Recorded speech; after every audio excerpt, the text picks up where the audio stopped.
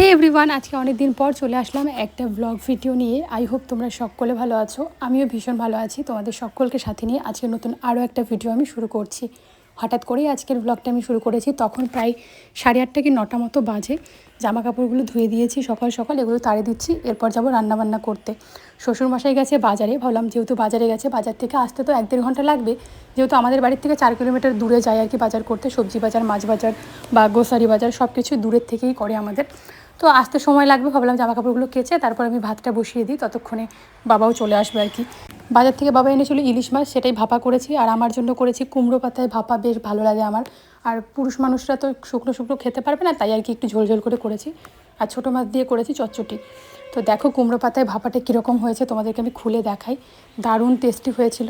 আর আমার না শুকনো শুকনো খাবার দিয়ে খেতেই বেশ ভালো লাগে, মানে টেস্টি হলে দেখবে অল্প দিয়েই খাওয়া যায়। আমার তো এটাই মনে হয়। তোমরা কে কে একমত কমেন্টে জানিও। এদিকে একটু পোস্তর ঝোলটাও নিয়েছি, কারণ ওদের বেশি হয়ে গেছিলো, ফেলে দিয়ে তো লাভ নেই। করেন আপনি বর্মশাই।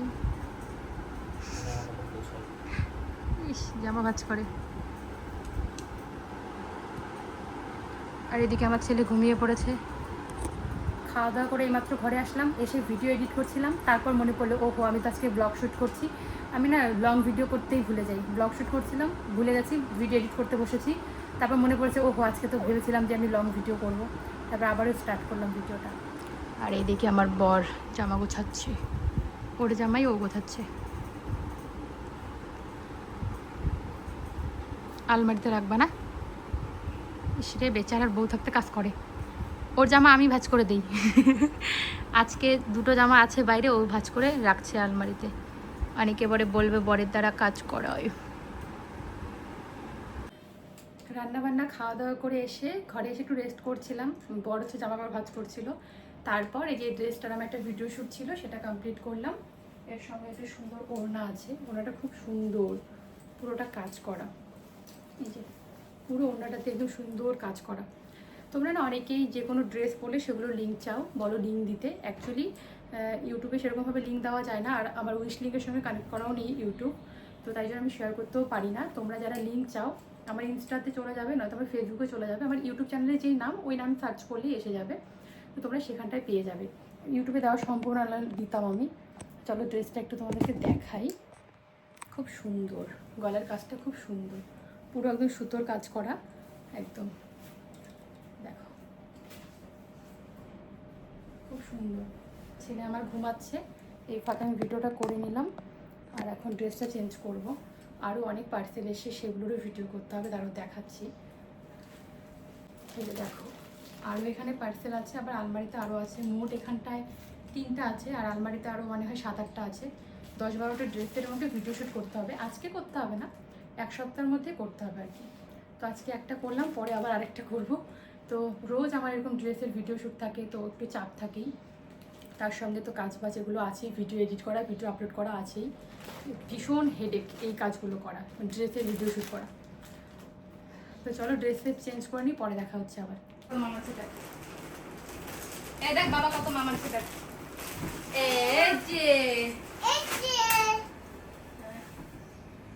আমি আর ছেলে বিছানায় ঘুমাচ্ছিলাম, আর এদিকে বর অনেকগুলো দেখো বেকারি জিনিস নিয়ে এসে খাওয়ার জন্য। আর আমাকে বলে কি যে তোমার অনেকগুলো খাবারের পার্সেল আসছে। আমি তো জানি কিছু অর্ডার করি নাই, আমি তাতেই হচ্ছে কিছু ব্যাপার আছে। তারপর এই যে বর এনেছে যে দেখো টেস্টি টেস্টি বেকারি, এগুলো খাবার জন্য। এই যে 1টা 2টা 3টা, এই যে 4টা। এই স্লাইসগুলো ছোটবেলায় খুব খেতাম। 5টা 6টা। আর এখানটায় কুরকুরে এনেছে একটা চেন ধরে, এখানে 10টা আছে। কয়টা মাম আনছে বাবা? হ্যাঁ গাড়ি মাম আনছে বাবা। হ্যাঁ এই দেখো কত মাম। কোনটা খাবা তুমি? ওইটা খাবা, এটাও খাবা, এটাও খাবা, সব তুমি খাবা। এটা আমি খাবো তাহলে। নিঙ্কি নিঙ্কি আছে বাবা। রেডি টেডি হয়ে এই যে বাইরে এসে ভিডিও শ্যুট করতে, এই শাড়িটার ভিডিও শ্যুট করলাম। শাড়িটা এতটা সুন্দর এসছে না, দারুণ। আরও একটা শাড়ি পরেছিলাম, ওটা খুলে ফেলেছি, মনে ছিল না তোমাদেরকে দেখানোর। তো এটা দেখাচ্ছি, বেনারসি, মাত্র 581 টাকা। এই শাড়ি দোকান থেকে কিনতে গেলে 1,500 থেকে 2,000 টাকা চোখ বন্ধ করে নিয়ে নেবে, এত ভালো। এটা কিন্তু মিশোর প্রোডাক্ট, জাস্ট ওয়াও শাড়ি। দোকানে এসেছিলাম কারণ বর একটু ক্যামেরাটা ধরে দিলে ভিডিওটা ভালো হয়। তারপর ভিডিও করা হয়ে গেছে, একটু গল্প টল্প করে ঘরে চলে আসলাম। তারপর ভাবলাম যে চলো তোমাদেরকে শাড়িটা একটু ভালোভাবে দেখাই। ওইভাবে তো বোঝা যায় না, শাড়িটা ভীষণ সুন্দর, ডুয়েল টোনের একটা শাড়ি, জাস্ট ওয়াও। মাত্র 581 টাকা মতো নিয়েছে, কিন্তু খুবই সুন্দর। এই শাড়ি দোকানে নিতে গেলে 1600 2000 এরকম নিয়ে নেবে। হ্যাঁ আসো তাড়াতাড়ি, ফুচকা আসছে, আসো আসো আসো। ফুচকার গাড়ি এসছে, আমার ছেলে বলছে আসছে আসছে। তো এখন হচ্ছে যাচ্ছি ফুচকা খেতে। অ্যাকচুয়ালি বাড়ির সামনে দিয়ে হঠাৎ করে আজকে ফুচকা যাচ্ছিলো, মাঝে মাঝেই যায়। তো বর ফোন করে বলছে যে ফুচকা খাবে নাকি, বাইরে চলে আসো। তারপরে ভাবলাম মিস করে লাভ কি, এর গরমে দুপুরবেলা বেশ ভালোই লাগে খেতে। চলে আসলাম ফুচকা খেতে। এখানে ফুচকার যে সেদ্ধ টেদ্ধগুলো মাখছিল আর কি। আর আমার ছেলে দাঁড়িয়ে আছে একটা ফুচকা খাবে জন্য। তা তোমরাই বলো, এখন আমি ফুচকাটা খাবো, আমার ছেলে খেতে চাইছে, ওকে একটা না দিয়ে পারি বলো তো? তাই ওর হাতে একটা দিতে বলেছিলাম, পরে ওর হাতে একটা দিয়েছিল। এখন অনেকেই বলবে যে হ্যাঁ পারতে হবে ছেলের ভালোর জন্য। সত্যি বলতে গেলে ওরকম নিষ্ঠুর মা হতে আমি পারবো না। আমি কিছু খেলে আমার ছেলেকে একটু হলেও আমার দিতেই হবে, না হলে আমার না ওটা মাথার মধ্যে সারাদিন ঘুরতে থাকবে আর মনটাও ভালো লাগবে না। শুধু আমি একা ফুচকা খাচ্ছিলাম না, বাবাও খাচ্ছে আমার সঙ্গে, বর, তারপর মা শুধু খায়নি, কারণ মা কালকে একাদশী করেছে, আজকে পারণ। তো দিনের বেলা কোনো রকম আমিষ খাবে না, রাতে খায়, রাতে বা তারপরের দিন থেকে খায়, কিন্তু সেদিন খায় না। তো ফুচকাটা বেশ ভালোই ছিল। আর দেখবে ফুচকা না যদি বড় বড় হয়, মুখ ভরে যায়, তখন খুব ভালো লাগে খেতে। ছোট ছোট ফুচকা আমার ঠিক একটা পোষায় না। আমার ফুচকা খাওয়া দেখে তোমাদের জিভে জল চলে আসছে, তাই না? কয়টা মাম? ও একটা একটা, দুইটা বলা যাবে না না। চলো চলো চলো, আমরা ফুচকা খেয়েছি, এখন ও নিবে, তাই ওর হাতে দুটো ফুচকা দিল। কই যাও কই যাও? বাবা চলে গেল। ট্রেন, ট্রেন, ট্রেনটা বাবাকে দাও। কি করে বাবা? ট্রেন, বাবাকে একটু কাতুকুতু দিয়ে আসো তো। আটটা ট্রেন জানি না কই, তুমি বাবাকে কাতুকুতু দিয়ে আসো তো। কাতুকুতু দিয়ে দাও তো বাবাকে একটু।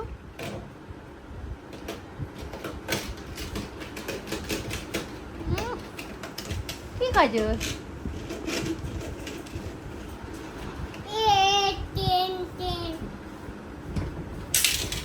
ও উঠবে এখন।